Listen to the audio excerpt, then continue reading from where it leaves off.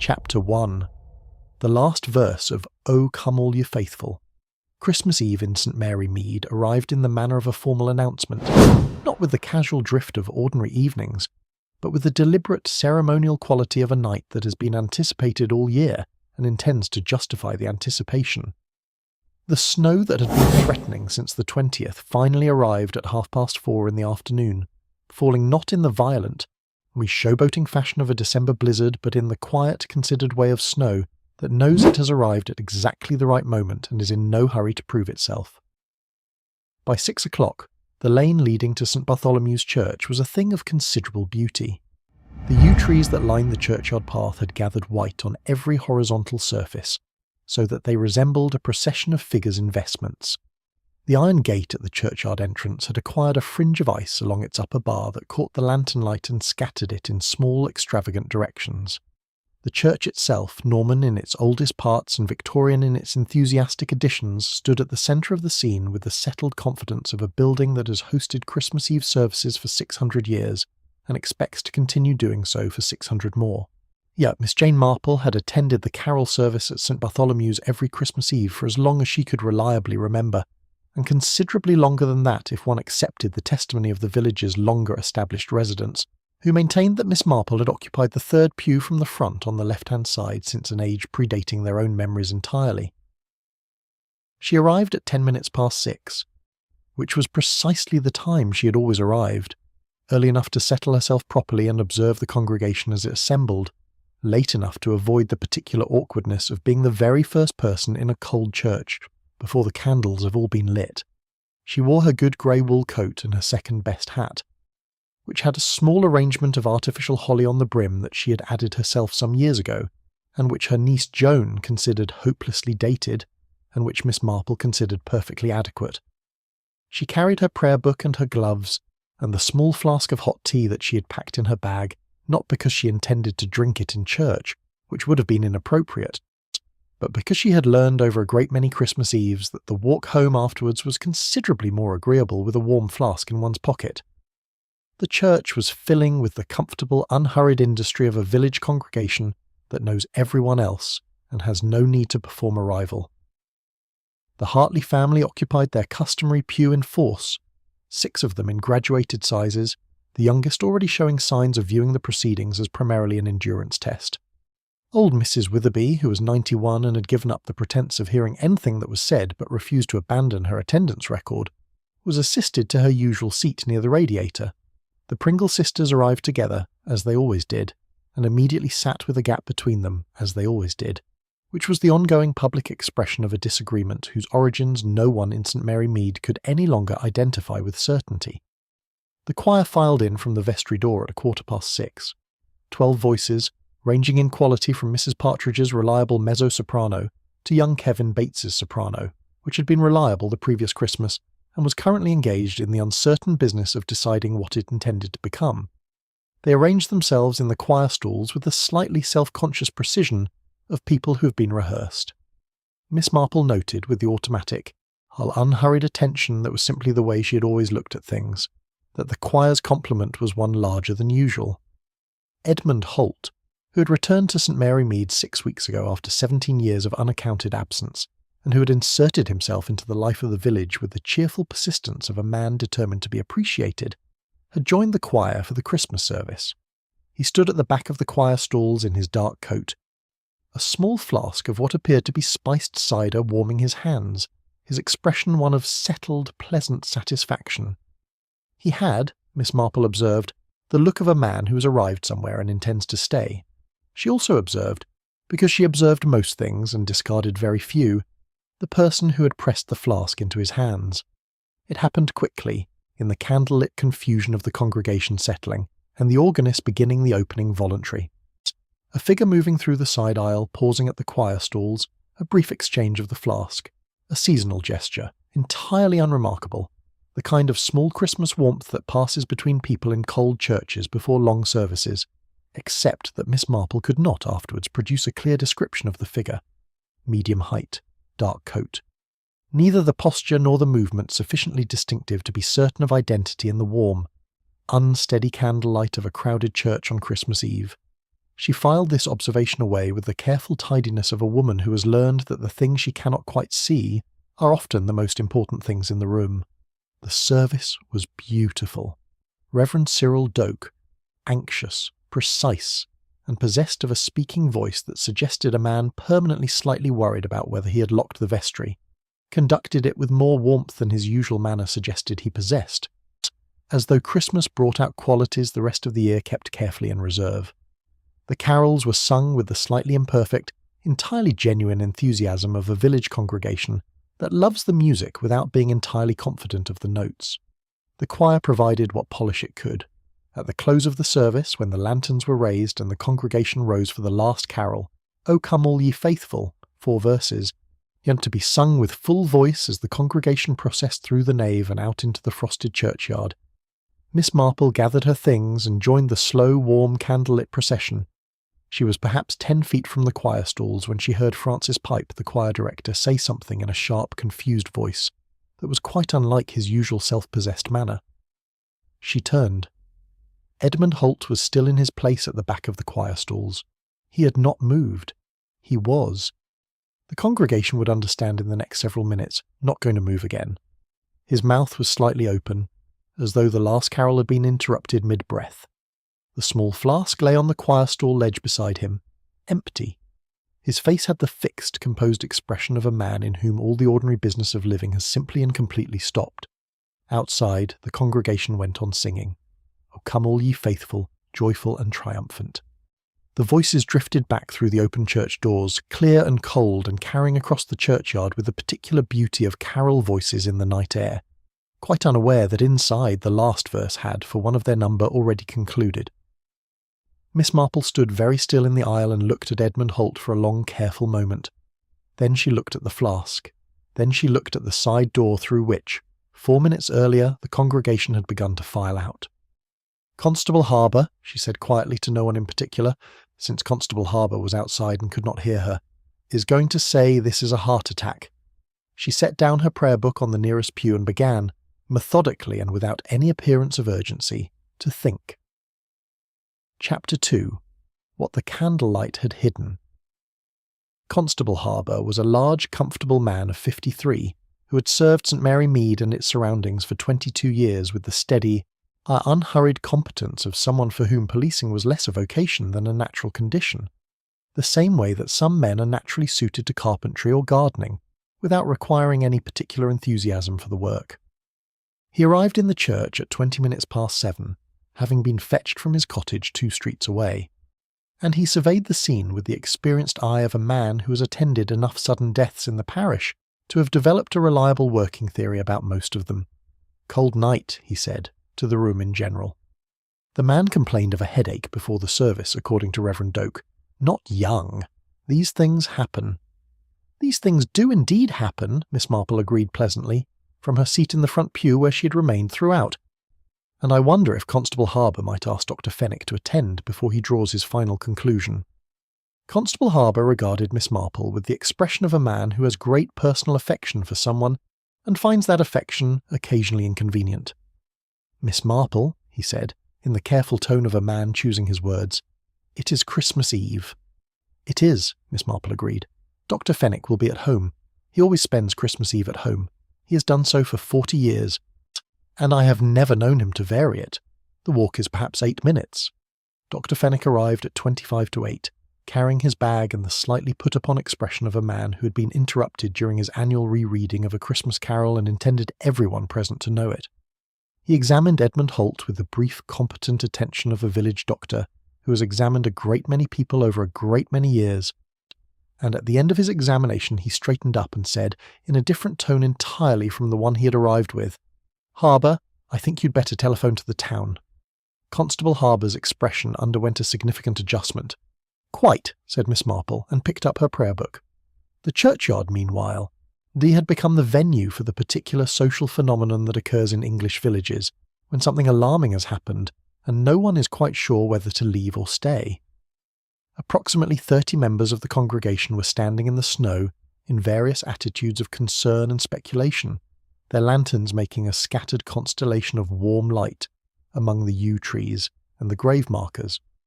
Reverend Doak moved among them with the agitated solicitousness of a man trying to project pastoral calm, while experiencing something rather further from calm internally.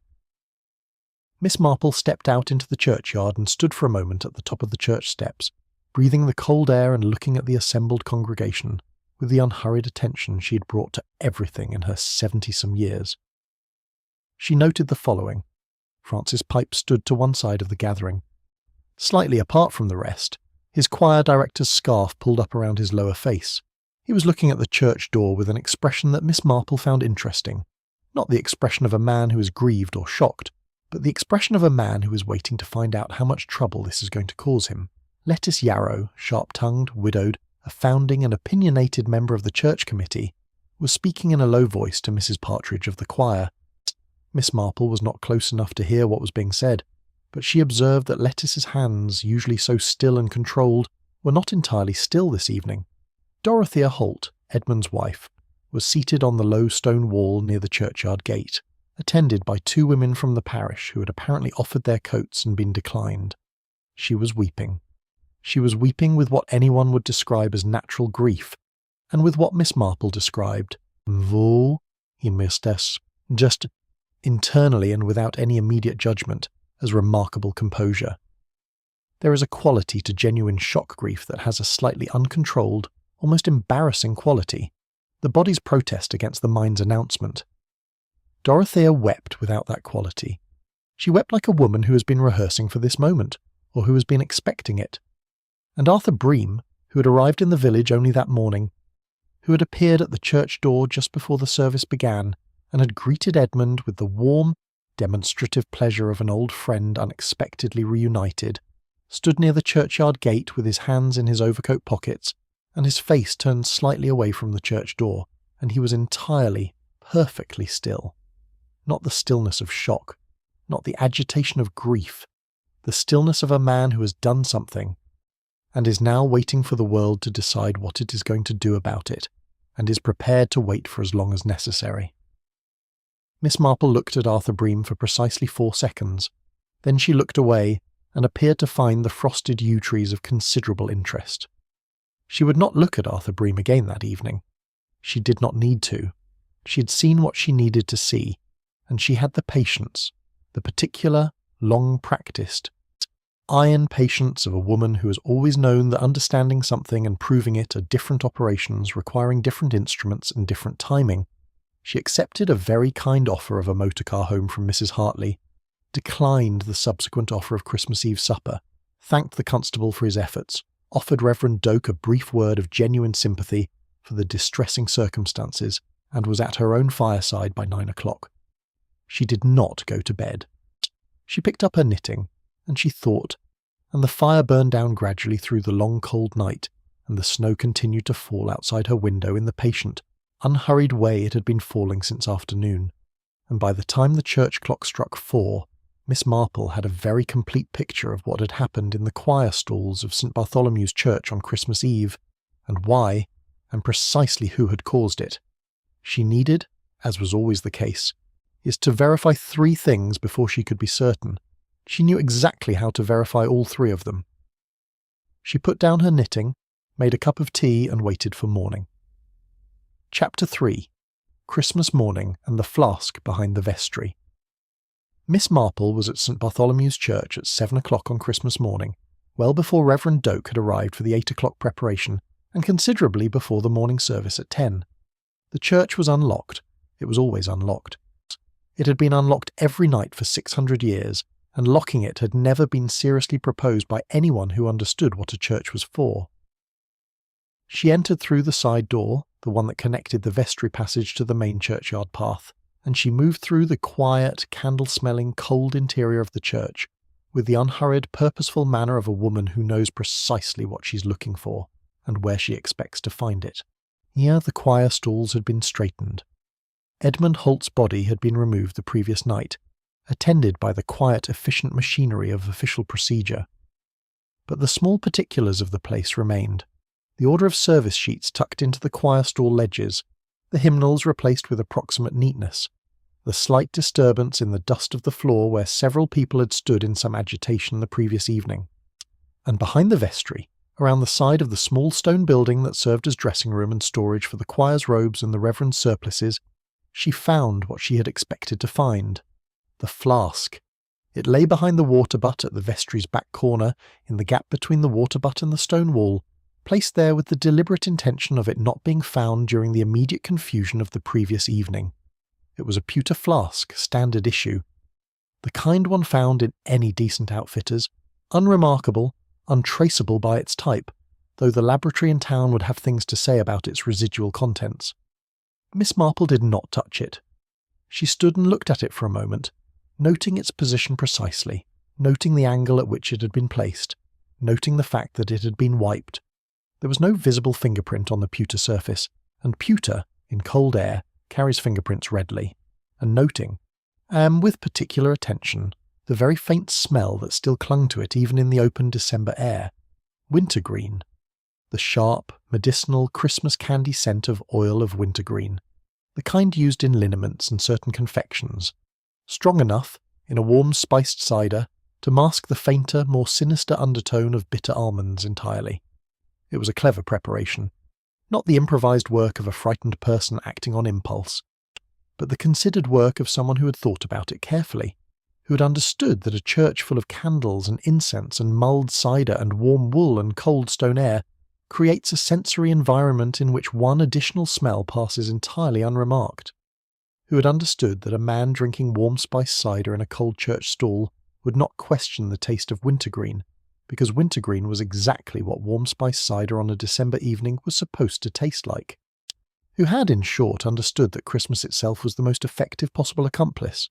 Miss Marple straightened up and looked at the grey Christmas morning sky above the churchyard wall, which was the particular flat pale grey of a sky that has spent all night delivering snow and is now taking a modest rest before deciding whether to continue.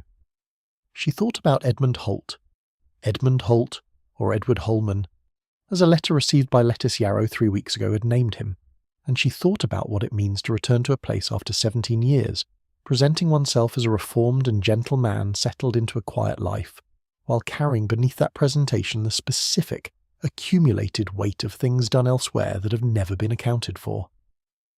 She thought about the Bristol Bank, and about the kind of collapse that takes the savings of ordinary people, clerks and teachers and small tradespeople, who have put their modest surpluses into what they believed was a reliable institution, and redistributes them, quietly and irreversibly, into the pockets of the people who manage the institution. About what it means to be, as Edmund had apparently been, one of the men who knew about this and chose, over a number of years, to profit from that knowledge rather than report it. She thought about Arthur Bream, who had been a senior clerk at the same bank, who had arrived in St Mary Mead not with Christmas goodwill, but with a prepared flask, who had stood in the churchyard afterwards in the stillness of a man who has done a thing and is now waiting. And she thought about the letter Edmund had sent to Arthur Bream, the letter she had not yet seen but whose existence she was quite certain of, which had been, she was equally certain, a blackmail letter. The classic instrument of a man who knows enough about another man's crimes to be dangerous and who has calculated, incorrectly as it turned out, that the other man's fear of exposure was greater than his capacity for decisive action. Edmund Holt had made the last and most consequential miscalculation of a life that had apparently contained several. Miss Marple walked back through the churchyard, past the oldest gravestone, a weathered limestone tablet dating from 1687, on which the name and virtue of one Thomas Aldgate, yeoman, had been almost entirely erased by 3 centuries of English weather, and out through the iron gate into the lane. She had 2 more conversations to conduct before she was ready to speak to Constable Harbour. She knew exactly where to find both parties. In a village, one always did. Chapter 4. 3 people who are not telling the truth, and one who is the first conversation was with Francis Pipe, he whom Miss Marple found at 8:30 in the church hall adjacent to St Bartholomew's, where the choir had assembled with the slightly shell-shocked quality of a group of people who have prepared extensively for an event that has concluded in an entirely unanticipated fashion. They were drinking tea and not quite looking at one another. Francis Pipe was 50, slight, and possessed of the particular vanity of a man whose musical abilities are genuinely modest, but whose sense of their importance is not.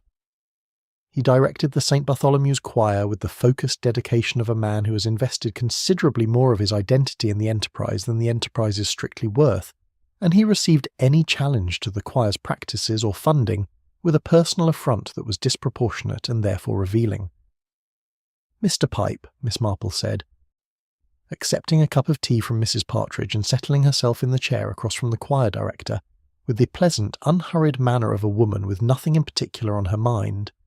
"I wanted to offer my condolences. It must have been a very distressing end to a service you had worked so hard to make excellent." Francis Pipe received this with the slightly suspicious gratitude of a man who is not sure he is being complimented. "It was," he said carefully. "A great shock to everyone." "I heard," Miss Marple said, in the tone of someone sharing a mildly interesting piece of village information, "that you and poor Mr. Holt had some disagreement recently.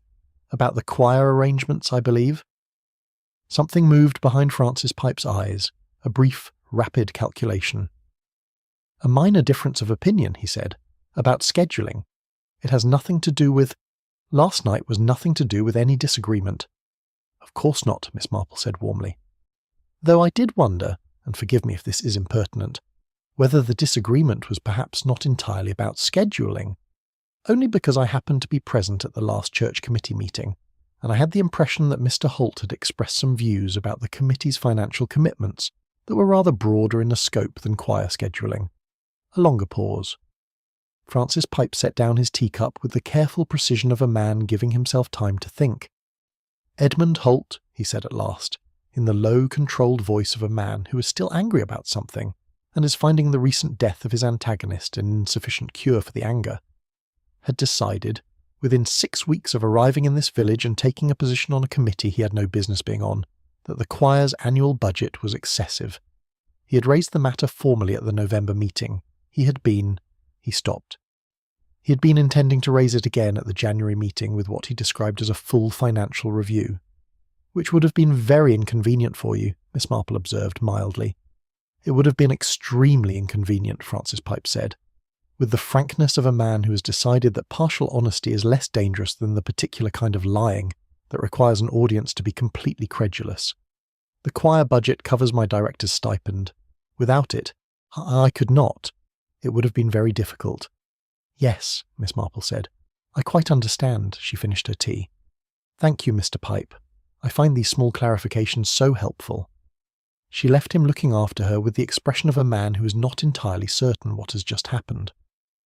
Her second conversation was with Lettice Yarrow, at Lettice's cottage on Orchard Row, where Lettice received her in the sitting room with the brittle, combative hospitality of a woman who would prefer to be left alone and is too well bred to say so directly. Lettice Yarrow was 68, sharp in feature and sharper in manner, and had been the dominant presence on the St. Bartholomew's Church Committee for 11 years, during which time she had efficiently organised the summer fete, the harvest supper, the Christmas bazaar, and the general administration of parish business, and while simultaneously making herself comprehensively unpopular with every other member of the committee. She was, in Miss Marple's assessment, a woman of considerable ability and no particular warmth, which is a combination that produces over time a kind of lonely authority. "I imagine," Miss Marple said, with the directness that she had found over many decades to be the most efficient approach with Lettice Yarrow, "that you received an anonymous letter some weeks ago." "About Edmund Holt?" Lettice went very still. "I don't know what you mean," she said. "I think you do," Miss Marple said pleasantly, "and I think you have been sitting with it since it arrived and feeling rather uncomfortable about what to do with the information. You are not the sort of woman to take pleasure in other people's distress, Lettice, whatever some people in this village may believe." A long silence. The fire in Lettice's sitting room crackled with the self-possessed competence of a fire that has been well laid and left to its work. Outside the window, the Christmas morning snow lay undisturbed on the garden path. "It came 3 weeks ago," Lettice said at last, in a voice from which all the brittleness had been temporarily removed, leaving something considerably more human underneath. Typewritten, no signature. It said that Edmund Holt was not Edmund Holt at all, but a man named Edward Holman who was wanted in connection with a bank failure in Bristol some years ago. It said that if I continued to allow him to sit on the church committee and handle committee funds, I would be held responsible when the truth came out. She paused. "I didn't know what to do with it. If it was true, then clearly he had to be removed. But I had no proof, and if it was false, then to act on it would be— She stopped. You were going to expose him at the January meeting, Miss Marple said. I was going to ask him, directly and privately, to explain himself, and if he could not, then yes, I would have brought the matter to Reverend Doak. She looked at Miss Marple. I had told him, Edmund, that I intended to speak to him after Christmas. I may have phrased it rather more dramatically than strictly necessary. I have a tendency to do that. Who else knew about the letter? Miss Marple asked. Lettice hesitated. I told no one, but Edmund knew I had received it. He came to see me the week after it arrived. He was charming about it, which was the most alarming thing. He said it was a misunderstanding that he could easily explain, and that I should take no action before the new year, and that he would be very grateful for my discretion. She paused. He had the look, she said slowly, of a man who was not particularly worried, which I found at the time somewhat surprising. Thank you, Lettice, Miss Marple said, rising. That is very helpful indeed. She walked back through the snowy village, thinking about anonymous letters and bank failures, and the particular expression of a man who is not particularly worried, which she reflected is the expression of a man who has already taken action, who has already sent his own letter to the person most likely to cause him trouble, and who believes that the balance of threats now tilts in his direction. Edmund Holt had not been worried, because he had been in the process of making someone else worry, and that someone else had decided that worry was an insufficient response. Chapter 5. The Lodgings on Mead Street and the Letter That Explains Everything. Edmund Holt had taken rooms at Mrs. Crabbett's on Mead Street, the larger of the two lodging houses in St. Mary Mead, run by a woman of approximately 60 who had the look of someone permanently engaged in a minor but inconclusive argument with the world. Mrs. Crabbett admitted Miss Marple at 9 o'clock on Christmas morning with the flustered, slightly gratified expression of a woman who does not normally receive visitors of consequence and is uncertain of the etiquette. The police were here last night, Mrs. Crabbett reported, as she led Miss Marple up the narrow staircase. Constable Harbour and the detective from town. They went through Mr. Holt's room, took several things away in an envelope. She paused on the landing with the look of a woman who has something further to add, and is deciding whether to add it. They didn't find the drawer, she said. Miss Marple looked at her with calm interest. I beg your pardon? Mr. Holt had a second drawer, Mrs. Crabbett said, see with the slightly guilty pride of a woman sharing information she knows is significant, and has been waiting all morning for an opportunity to share. In the writing desk. It doesn't open with the ordinary handle. You have to push the panel at the left side of the desktop first. My late husband built that desk himself. He always put a false drawer in his furniture. I never told Mr. Holt about it. I don't know why he never discovered it himself. She paused. I didn't tell the constable either. I don't quite know why. I suppose I felt it seemed like something that ought to be found by someone who would know what to do with it. Miss Marple regarded Mrs. Crabbett with the warm, genuine appreciation she always felt for people who trusted their own instincts when their instincts were sound.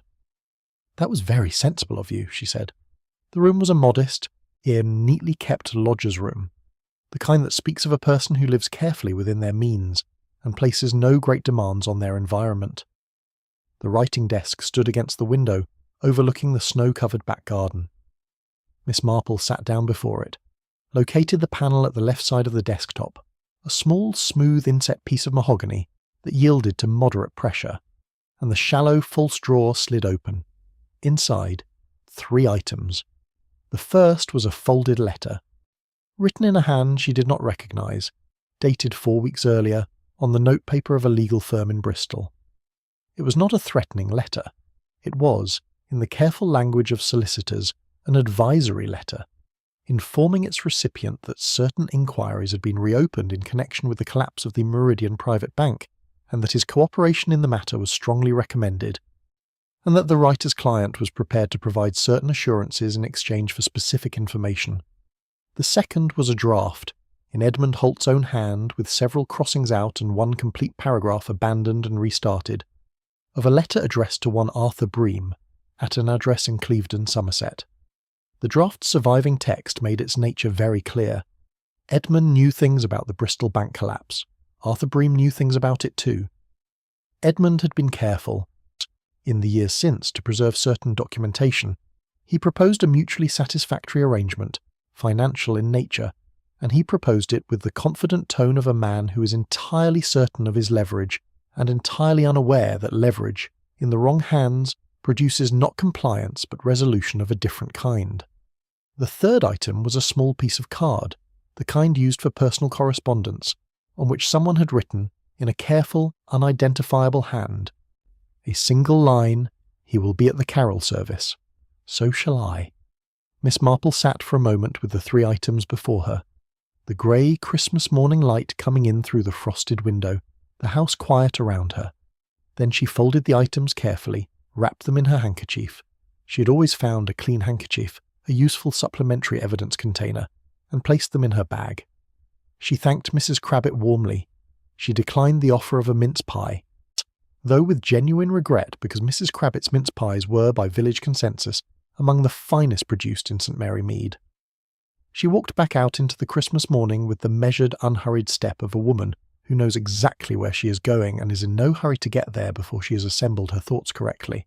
Arthur Bream had not been the anonymous letter writer. That letter, the one to Lettice Yarrow naming Edmund as Edward Holman, had come from the Bristol solicitors, or from their client, whichever of the bank's former victims had finally tracked Edmund to his new location and sought to expose him through village channels rather than legal ones. That letter had nothing to do with Arthur Bream. What it had done, however, was provide Arthur Bream, who had received Edmund's blackmail letter at approximately the same time, with the information that Edmund's cover in St. Mary Mead was already compromised. That exposure was coming regardless. That Edmund, if he remained alive and unresolved, would become a liability that would eventually drag Arthur Bream down with him. Edmund's blackmail letter had not created Arthur Bream's motive. It had created his deadline. He had come to street.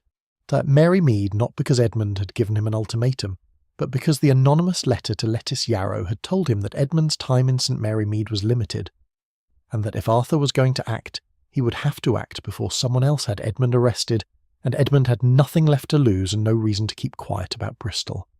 The carol service had been the ideal opportunity. Christmas Eve, a crowded church, candlelight and communal singing, and the general festive atmosphere in which anyone might press a warm flask into an old friend's hands without anyone taking particular notice. And the wintergreen in the cider would ensure that even if anyone smelled the flask, they would smell what they expected to smell. It was, Miss Marple thought, a thoroughly unpleasant piece of work. Competent, careful, and cold. Cold in a way that had nothing to do with December. She walked across the village green, and past the decorated tree that had been erected outside the post office and was currently being admired by the Hartley children in their Christmas clothes. And she thought about what she was going to say to Constable Harbour, and how she was going to say it, and in what order. Chapter 6. Miss Marple Pays. 3 more visits, each one turning a key. By 10 o'clock, Miss Marple had assembled what she required. She made her final visits with the quiet, directed efficiency of a woman who has reached the point in an investigation where the remaining steps are procedural rather than intellectual, the collecting of confirmation for conclusions already reached.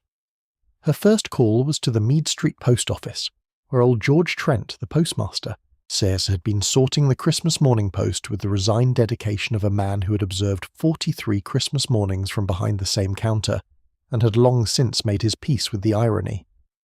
George Trent had the memory of a man whose profession requires him to know things about the village's correspondence, and the discretion of a man who understands that this knowledge is a trust rather than a currency. "Arthur Bream," Miss Marple said pleasantly. "He arrived yesterday morning. Do you happen to know where he's lodging?" George Trent did. The Feathers on the far side of the green, St. Mary Mead's only public house with let rooms, 3 of them, of variable quality. Arthur Bream had taken the largest on the previous afternoon, having arrived on the 11:45 from Bristol. "The 11:45, Miss Marple repeated, so he arrived at approximately 12:30. 12:48, George said. "Came through the office to send a telegram, to let someone know he'd arrived safely," he said. "Do you recall the recipient?" George considered this with the careful honesty of a man who possesses a very good memory and applies it judiciously. "A firm of solicitors in Bristol," he said, after a moment. "Gilmore and Crane, I believe, on Queen Square. The same firm whose letter had been in Edmund's false drawer." Arthur Bream had telegraphed the Bristol solicitors upon his arrival in St. Mary Mead, the solicitors who represented the bank's former victims and who had been investigating Edmund's whereabouts. He had not sent this telegram to reassure anyone of his safe arrival. He had sent it because he needed to know how much those solicitors already knew and how much time he had. "Thank you, George," Miss Marple said. "Happy Christmas." Her second call was to the Feathers, where Mrs. Thorne, the landlady, was engaged in the Christmas morning business of serving a late breakfast to her 3 guests in the small dining room off the bar. Arthur Bream was at the table nearest the window, alone, eating eggs with the mechanical, absent concentration of a man whose appetite is operating independently of his thoughts. He was 60, and he had the look of a man who had once been broader and more physically imposing, and had contracted, over the years, as into something smaller and more contained, as though the person he had been at 40 had been gradually revised downward by events that did not bear direct examination. His face was pleasant enough, in the unremarkable way of faces that have learned to give nothing away, and his eyes, when he looked up at Miss Marple's entrance, performed a very rapid and entirely involuntary calculation before settling into the socially appropriate expression of polite, puzzled inquiry. "Mr. Bream," Miss Marple said, sitting down across from him with the comfortable directness of a woman who has not been invited to sit down and does not require an invitation. "I am Miss Marple. I live in the village. I was at the carol service last night." "A terrible business," Arthur Bream said, with the smooth, practised sympathy of a man who has been deploying this phrase since the previous evening and has achieved a certain fluency with it. "Very terrible," Miss Marple agreed. "I understand you and poor Edmund were very old friends." "From years ago," Bream said. "We lost touch. I had heard he was back in St. Mary Mead and thought I'd surprise him for Christmas. A great shock to arrive, and then—" He stopped, with the look of a man performing the end of a sentence he does not need to complete. "A great shock," Miss Marple agreed. She looked at him with the pleasant, mild attention of a woman making comfortable conversation on Christmas morning. "Did you manage to speak with him before the service? I only ask because I know how much it would have meant to him, having an old friend there." "Briefly," Bream said, "before the service, just to say hello. Pass him a warm drink. It was terribly cold outside, and I had a flask of cider I'd brought from the pub. Seasonal thing." "How kind," Miss Marple said. She paused. "Oil of wintergreen," she said then, in a slightly different tone. Still conversational, still pleasant, but with a precision that had not been in the preceding words. "It is a remarkably effective masking agent, I understand, though the laboratory in town will confirm the specifics when they have examined the flask I found this morning." Arthur Bream was still for a moment, a very controlled stillness, the stillness of a man who has been prepared for various things and is locating this particular development in his preparation. "I think," he said, carefully, "that I would like to speak to a solicitor before I say anything further." "That seems very wise," Miss Marple said, and rose. "I expect Constable Harbour will be here within the half-hour. Happy Christmas, Mr. Bream." She walked out through the bar and into the Christmas morning street, and she stood for a moment in the cold air outside the Feathers and looked at the village green with its decorated tree and the church in the middle distance, with its Norman tower dusted white with last night's snow, and she thought, with the particular complex feeling that she always felt at this juncture, which was not satisfaction exactly, which was not relief exactly, but which was something in the neighbourhood of both, that it was done. Her third and final call before the constable was to Dorothea Holt. She found Edmund's wife at her sister's cottage on Back Lane, where she had been taken the previous night. She was sitting by the fire in the borrowed sitting-room with the look of a woman who has passed through something, and is now on the other side of it, exhausted, quieter than before, and in some essential way lighter. Miss Marple sat with her for 20 minutes. She did not accuse Dorothea of anything. She asked no pointed questions. She simply sat with her and talked, gently and without pressure, about the difficulty of living beside a secret for a very long time, and what it does to a person, and how the end of a secret, even in terrible circumstances, brings with it a quality that is very hard to name and very hard to deny. Dorothea said, at one point, "I always knew it would come to something. I just didn't know what." And at another point, "He wasn't a wicked man, I don't think. He was a frightened man. There's a difference, though perhaps not a very large one." Miss Marple thought this was rather perceptive, and said so.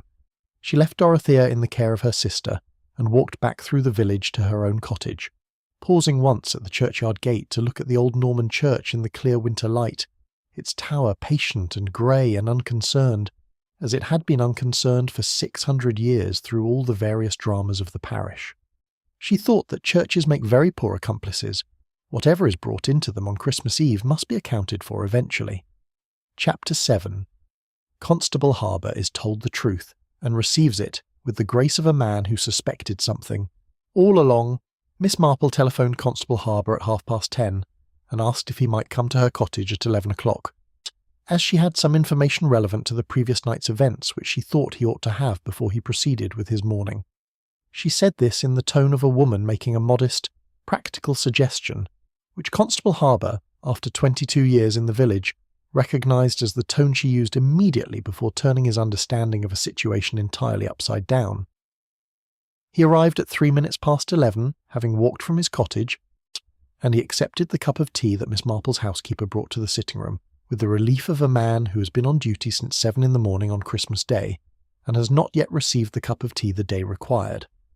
Miss Marple presented her case in the patient, orderly fashion she had developed over many years of explaining things to constables, and she gave full credit, as she always did, to each piece of evidence and how she had obtained it. She was particularly careful about the false draw, which she presented with appropriate context for Mrs. Crabbett's role, and she was careful also about Arthur Bream's conversation at the Feathers, which she reported accurately and without embellishment, noting that the words oil of wintergreen had produced a very specific quality of stillness in her listener. Constable Harbour listened to all of this with the attentive, slightly pained expression of a man receiving information that is simultaneously necessary and humbling. When she had finished, he was quiet for a moment. "The flask behind the vestry," he said. "Still there, I believe," Miss Marple said. "I did not touch it. The laboratory will want it. The telegram to the solicitors in Bristol. George Trent can confirm it.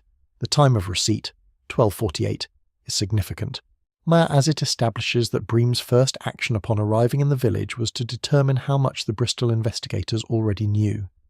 He needed to know whether Edmund was about to be arrested regardless, which would have eliminated both the threat and the need for action. When he determined, as the solicitors presumably confirmed, that the investigation was still at an early stage and that Edmund's exposure was not imminent, he proceeded. The letter in the false drawer, Edmund's draft of the blackmail letter, and the card in the unknown hand. The card may be from Bream himself, left for Edmund earlier in the day to ensure he attended the service, or it may be from a third party connected to the Bristol investigation. Either way, it establishes that the carol service was selected deliberately as the occasion. Constable Harbour drank his tea. Outside the sitting-room window, the Christmas morning snow lay quiet and unblemished on Miss Marple's garden, and the church clock was striking 11:30, and somewhere in the distance a child was shouting with the particular pitch of Christmas morning excitement. "Bream said he wanted a solicitor," the constable said. "He did," Miss Marple agreed, "at approximately 10:15 this morning. I should think he's still at the Feathers." Constable Harbour rose, put on his coat and his official expression, and looked at Miss Marple with the resigned, warm, slightly exasperated regard that she had earned from constables in several parishes over the course of her long life. "Miss Marple," he said, "I don't suppose you considered telephoning me before you conducted 5 separate private interviews on Christmas morning." "I did consider it," Miss Marple said pleasantly, "but I thought it was better to have something useful to tell you, rather than simply something to speculate about. You would have found the morning much less satisfying." Constable Harbour went to the door. Then he turned back with the look of a man asking a question he is not entirely sure he wants answered. "Did you know last night, at the church?" Miss Marple considered this honestly. "I knew the shape of it," she said. "One always knows the shape before one knows the specifics. The specifics took the night and this morning." "The shape," the constable repeated somewhat helplessly. "A man returning to a village after a long absence," Miss Marple said, "and inserting himself into positions of financial responsibility within 6 weeks, while a person arrives unexpectedly on the same day as a significant event. That is a shape I have seen before. Not here. In other circumstances, in other villages. Human beings are," she added, with the gentle, certain tone she always used when she said this, "very consistent." Constable Harbour went to the Feathers and arrested Arthur Bream at 12 o'clock noon on Christmas Day. Bream went without resistance or dramatics, with the quiet, accepting demeanour of a man who has been carrying something for a long time and has perhaps, in some part of himself that he would not acknowledge if asked, been waiting for the carrying to stop. Chapter 8. The Village at Christmas. And what Miss Marple thinks on the walk home. Arthur Bream was taken to the town in the constable's motor at 12:15, as the church bells of St. Bartholomew's were ringing for the Christmas morning service. The bells did not know about Arthur Bream. They rang with their usual magnificent indifference to the specific circumstances of the village below them. The same 6 changes in the same ancient sequence that they had been ringing since someone installed them in that tower in 1791, indifferent to what had been solved or left unsolved in their parish over the centuries. Reverend Doak held the Christmas morning service with a somewhat haunted quality about the eyes, but with the fundamental professional courage of a man who understands that his congregation has come for something that is larger than his personal distress, and who provides it accordingly. The church was somewhat more full than usual, which was not surprising. In Miss Marple's experience, the churches of English villages are always more fully attended in the direct aftermath of a local tragedy, as though the community instinctively understands that it needs to be collectively in a room together, breathing the same air, confirming its own continuity. Miss Marple attended the service. She sat in her customary pew, third from the front on the left, and she sang the carols with the genuine, uncomplicated pleasure she had always taken in them, and she listened to Reverend Doak's sermon, which was about the persistence of light in darkness, and which was, she thought, rather better than his usual effort, as though the events of the previous evening had pressed him into a more direct relationship with his material than he normally achieved. Afterwards, she stood in the churchyard in the pale winter sunshine. The snow was holding, and the sky had cleared to the particular thin blue of a December noon, and she observed the village reassembling itself around the morning's event, with the resilience that communities demonstrate when they have no real alternative. Lettice Yarrow was there, somewhat less sharp than usual, speaking in a low voice to Mrs. Partridge. Miss Marple caught Lettice's eye across the churchyard, and Lettice held her gaze for a moment with an expression that was not quite gratitude and not quite apology, and was perhaps a combination of both, and then she looked away. The anonymous letter, Miss Marple felt fairly confident, had been burned, or would be burned before the day was out. This was, strictly speaking, the destruction of potential evidence. But Miss Marple had long ago made her peace with the reality that the purposes of justice and the purposes of human dignity do not always occupy precisely the same address. Francis Pipe stood near the church porch looking diminished, not guilty in any legal sense of anything, but diminished in the way that people are diminished when the grievances they have nursed are revealed, in the bright light of an actual crime, to be the modest, ordinary, slightly embarrassing things they always were. His quarrel with Edmund had been about money and vanity, and the particular fragility of a man whose identity has become overinvested in something small. In another week, in the absence of murder, it would have been a tedious church committee dispute. It remained a tedious church committee dispute. It had simply required a murder to reveal it as such. Dorothea Holt did not attend the morning service, which was entirely understandable, and Miss Marple was glad of it. She would leave on the afternoon train, or the next day's train if she needed another night's rest. And wherever she went would be somewhere that the name Holt, or Holman, or whatever name she chose to carry forward, would mean only what she made it mean. Miss Marple wished her well, sincerely and without qualification. She walked home alone through the village at 12:30, her breath making small clouds in the cold air, her good grey coat and her second-best hat with the artificial holly serving her well in the brightness of the December noon.